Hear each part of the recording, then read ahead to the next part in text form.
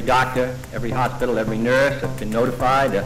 Every woman in this country, I think, must be aware that it's most important that they check their medicine cabinet and that they do not take this drug, that they turn it in. 1960'larda yaşayan bir yetişkin olsaydınız, muhtemelen bu konuşmayı duyardınız. Çünkü o dönemde yaşayan herkes, bu konuşma sonrası ecza dolabını kontrol etmek zorunda kaldı. Zira tıp dünyası, tarihinin en korkunç olayını yaşamaktaydı.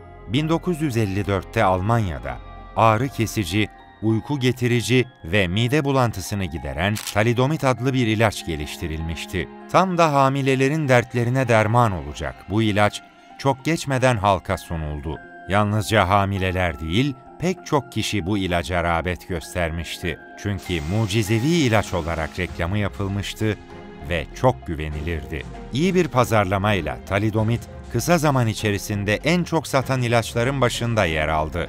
Talidomid'i üreten Grünenthal şirketi bu durumdan gayet memnundu çünkü olağanüstü bir gelir elde ediyorlardı. Öyle ki şirket çalışanlarına bu ilacı ücretsiz dağıtıyor, çalışanlar da ailece kullanıyordu. Her şey yolunda giderken beklenmeyen bir şey oldu. 1956 yılının yılbaşı akşamı Grünenthal şirketi çalışanlarından birinin bebeği kulaksız doğdu. Olayın ardından vücudunda uzuvları eksik bebekler peş peşe doğmaya başladı. Somebody whispered into my ear, "Is your husband not all right?"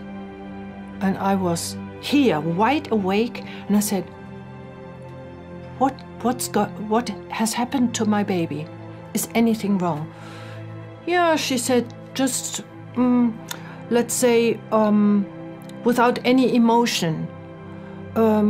Yeah, he's just got short arms. Uzmanlar çok geçmeden bu anormal durumun sebebini tespit ettiler. Talidomid adlı ilaç, anne karnındaki bebeklere telafisi olmayan zararlar veriyordu. İlacı içen hamilelerin bebekleri ya bedensel engelle doğuyor, ya doğmadan düşüyor, ya da dünyaya geldikten kısa süre sonra ölüyordu.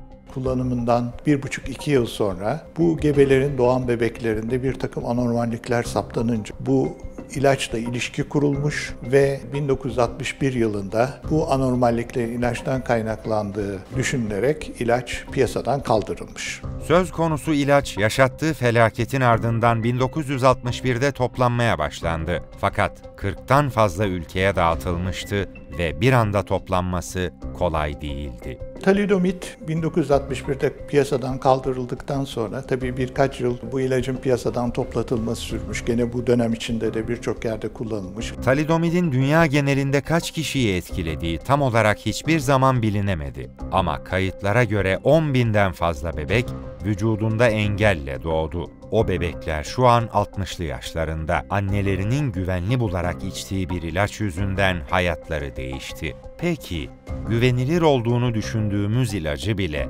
korkarak içmek durumunda mıyız?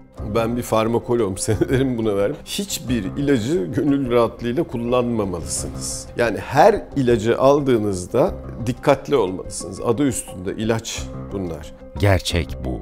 İlaçlar derdimize derman oluyor belki. Ama ya bizden aldıkları? Hemen her şikayetimizde elimizin ilk gittiği şey ağrı kesiciler. Gelişigüzel öyle pek de düşünmeden ağrı kesici içiyoruz. İlaç ağrıyı dindiriyor ama bambaşka problemleri beraberinde getiriyor. After years of waiting, suffering, and fighting for compensation, Canadian victims of thalidomide are finally getting the help they need from the federal government. Talidomid. İyi okunması gereken bir facia. Olayı yakinen bilenler içinse ilaç içmeden önce defalarca düşündüren bir trajedi. I was a child of the thalidomide era.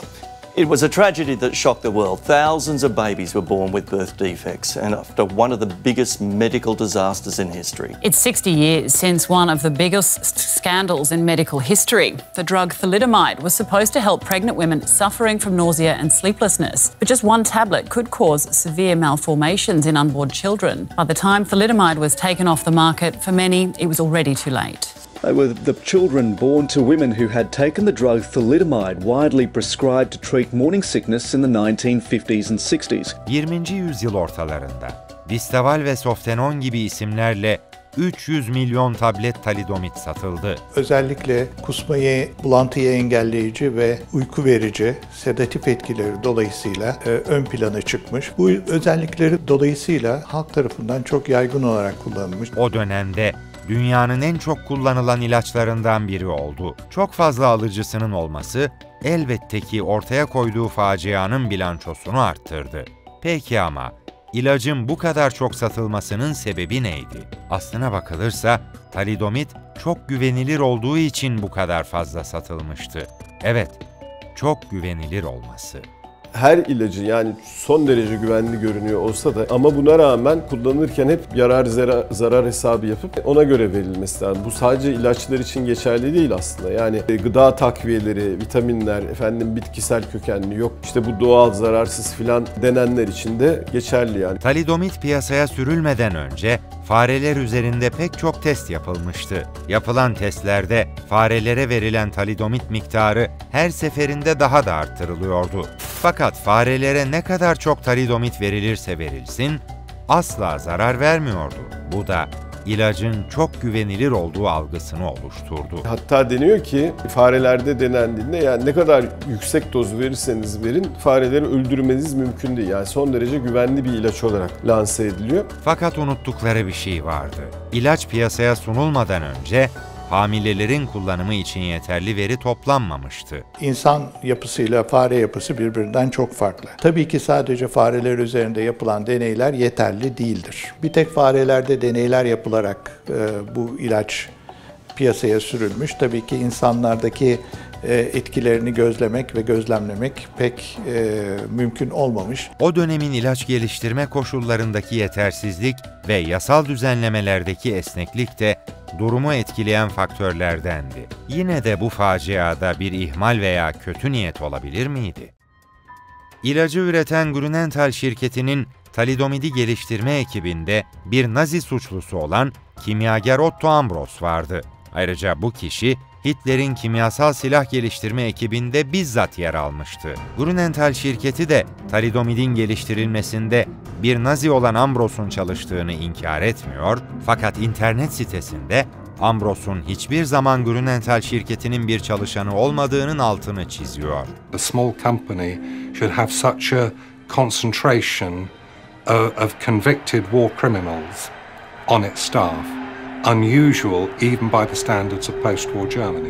Talidomidin büyük bir facia olarak tarihe kazınmasındaki bir başka etkense ilacın hastalara reçetesiz olarak verilebilmesiydi. Farelerde falan çok güvenli göründüğü için bu o kadar güvenli ki reçetesiz de dağıtılabilir diyerekten de hekimlere vermişler. Önceden de belirttiğimiz gibi bu faciada dönemin koşullarını göz ardı ederek birilerini suçlamak büyük bir hata olur.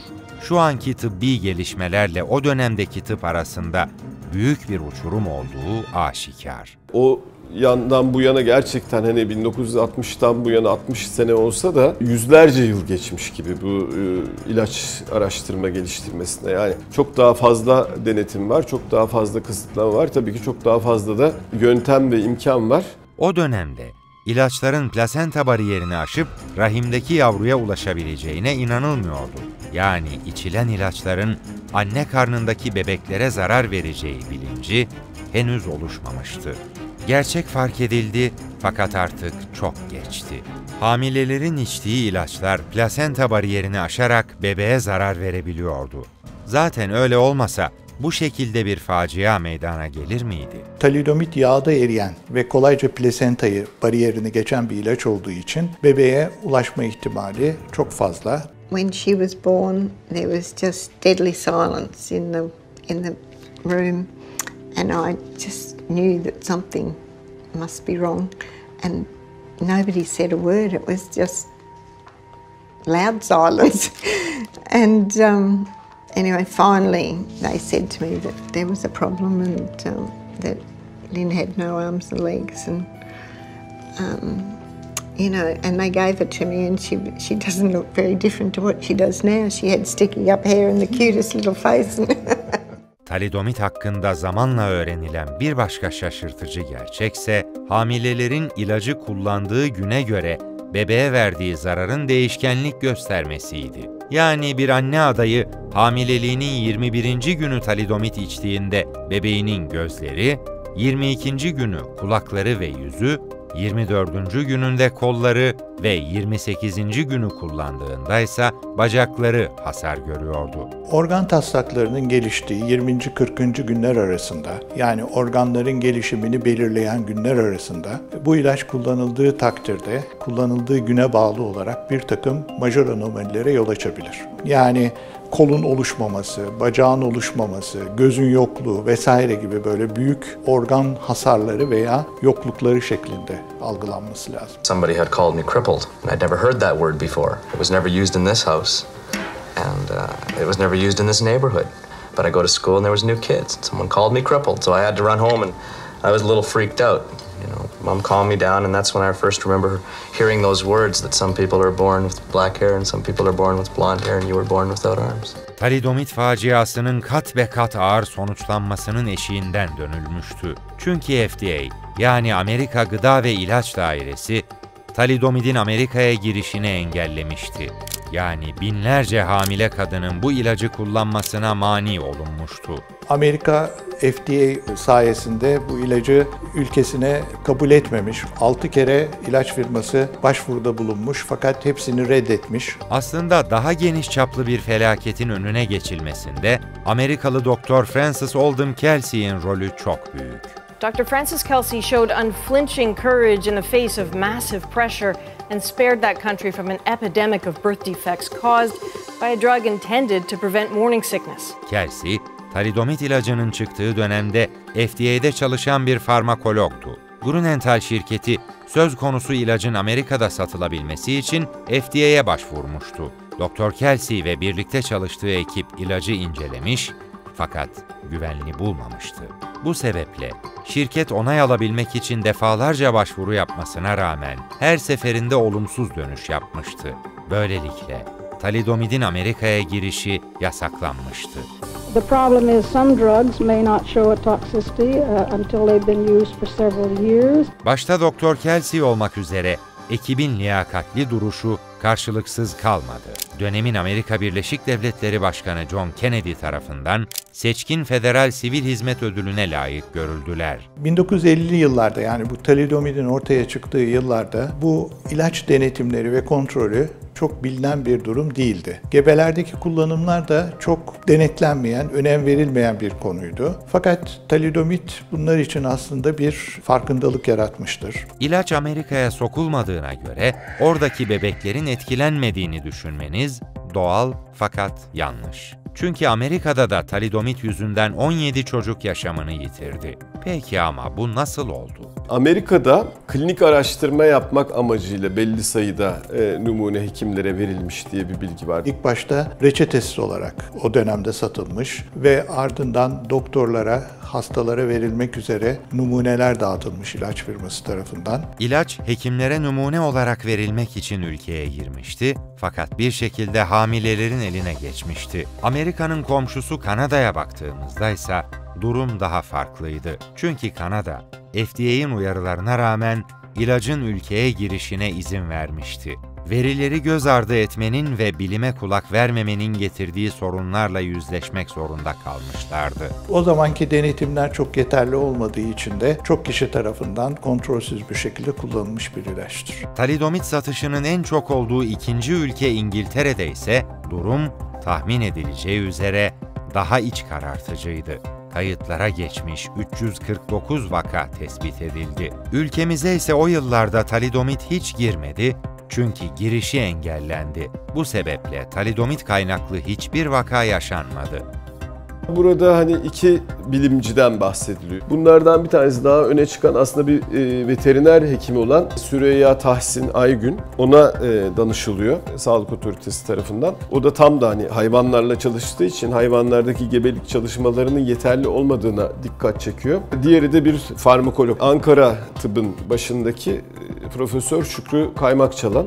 O da yine bu sakıncalara dikkat çekiyor. Bütün bunlar bir araya gelince Türkiye'de talidomit kullanılmamış oluyor. Talidomit 1960'larda büyük bir enkaz bıraktı ve gitti. Peki sonrasında ne oldu? A group of Canadians who have been quietly marginalized for decades has some new hope tonight. Victims of the drug thalidomide are asking the federal government for compensation. A leading medical expert has told Sky News that a simple procedure used to treat incontinence in women could become the worst medical scandal he's ever seen. A historic compensation deal has been reached for victims of thalidomide. Sorumlular felaketin bedelini ödedi mi? Veya mağdurların yaraları sarıldı mı? İşin aslı, ilaç üreticisi firma 50 yıl sonra mağdurlarından özür diledi ve o zamana kadar kafasını kuma gömerek yaşananları konuşmayı reddetti. Bir ilaç yüzünden normal bir hayat yaşayamayan mağdurlar için elbette ki bu yeterli olmadı, yaralarını sarmadı. Darüber hinaus bitten wir Entschuldigung. We ask for forgiveness that for nearly 50 years we didn't find a way of reaching out to you from human being to human being. Instead, we've been silent and we're very sorry for that. Bunun yanında ilaç üreticisi firmaya söz konusu ilaç yüzünden birçok dava açıldı. Davalar sonucunda ise Grünenthal şirketi 110 milyon Alman markı tazminat ödemeye mahkum edildi. Şu an 60'lı yaşlarında olan talidomit mağdurları bu acıyla yaşamayı öğrendi ve hayatlarına devam ediyorlar. Bazıları radyocu, bazıları ise müzisyen oldu. Onları hiçbir olumsuzluk durduramadı. Bunlardan biri de Nico van Glasow. O bir Alman yönetmen ve yapımcı. Pek çok belgesel ve filmde yönetmenlik koltuğuna oturdu. Hatta öyle ki 2009'da çektiği uzun metraj belgeseli Alman Film Ödülü'nde en iyi belgesel dalında ödül aldı. Böylelikle dünya çapında takdir ve beğeni topladı. Yani Nico annesinin karnındayken içtiği ilaç onu durduramadı. From that moment on, I wanted to have nothing to do with thalidomiders anymore. And then, because I made this film Nobody's Perfect, bunca olayın ardından talidomidin 1961'de tamamen toplanıp bir daha asla kullanılmadığını düşünenler için hemen söyleyelim, işin aslı pek de öyle değil. Çünkü binlerce kişinin yaşamına mal olan talidomid günümüzde de kullanılıyor. Hatta şu an ülkemizde bile. Talidomit günümüzde kullanılıyor. Türkiye'de de var. Türkiye'de de kullanılıyor. Uzmanlar yıllar içerisinde talidomidin bu kadar tehlikeli olmaması gerektiğini fark etti. İlacın kimyasıyla oynandı ve faydalı hale getirildi. Böylelikle günümüzde dahi tüm dünyada kullanılan yeni talidomit geliştirilmiş oldu. Gebelere zarar verme konusunda gebelik kategorileri dediğimiz bilimsel kuruluşlar tarafından her ilacın belirlenmiş bir kategorisi var. Bunlar genelde işte bu kuruluşlar tarafından bilimsel verilere dayanarak belirleniyor. Hangi ilaç hangi kategoriye giriyor bu mutlaka ilaç piyasaya sürülürken belirleniyor. Bunlardan özellikle A, B, C kategorilerinde olan ilaçlar hekim tarafından hastanın yararı gözetilerek ve girdiği risk dikkate alınarak kontrollü bir şekilde kullanılabilir. Ama D ve X grubu ilaçlar gebelerde kullanılmaması gereken ilaçlar olarak belirlenmiştir ve talidomit de X grubu bir ilaçtır. İlacın fayda sağlayan kısmı çoğaltıldığında önemli sağlık sorunlarına deva olduğu keşfedildi. Dermatolojik hastalıklarda, cilt hastalıklarında, AIDS'le ilgili bazı hastalıklarda, kanserlerde ve kanserle ilgili hastalıklarda da kullanılmış. Bu sağlık sorunlarının başında da cüzzam geliyor. Cüzzamda kullanılması da çok ilginç.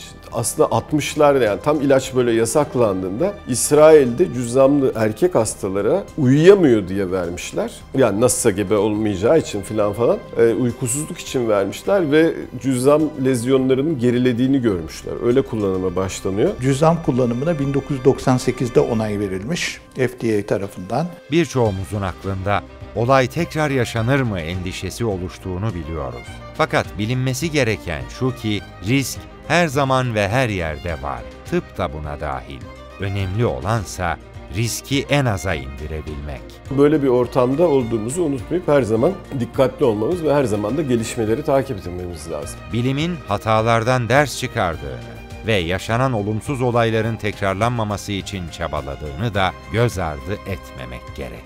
ilaçlar ve sağlığı değiştirmek için kullanılan hiçbir şey tamamen sakıncasız şeyler değil. Yani bir etki yapması için bir şeyleri değiştiriyor olması lazım. O değiştirdiği şey de kullandığınız alanın dışında her zaman sakıncalar taşıyabilecektir.